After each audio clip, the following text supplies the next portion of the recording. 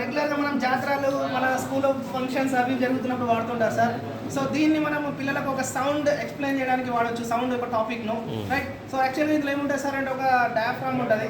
So ఇది లేదు అంటే ఇది పనిచేయదు అని పిల్లలకు కొంచెం ఎక్స్ప్లెయిన్ చేయొచ్చు. ఎందుకంటే 8th క్లాస్లో మనకు sound producers due to vibrations అని చెప్పి ఒక టాపిక్ ఉంటుంది. దానిలో చెప్తూ సో నేను ఈ విధంగా విజిట్ చేశాను.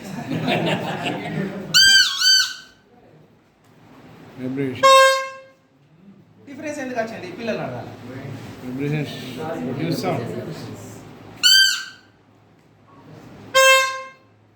Right, propagation, okay, good.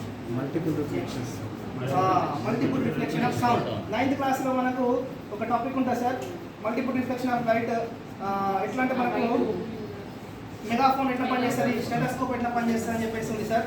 So దీనికోసం నేను ఏం చేస్తాను అంటే పిల్లలకు మనం రెగ్యులర్గా స్కూల్లో ఏమైనా కల్చరల్ యాక్టివిటీస్ ఉన్నప్పుడు బ్లూటూత్ అని అనుకుంటారు పిల్లలు. సో ఈ ఒక్క పైప్ను ఉపయోగించి మనం బ్లూటూత్ అవసరం లేకుండా వేయొచ్చు అనమాట. సో జస్ట్ మనం డిఫరెన్స్ చూపిస్తాం సార్. ఓకే, ఇట్లా ఏది ఉంటుంది సార్ అట్లా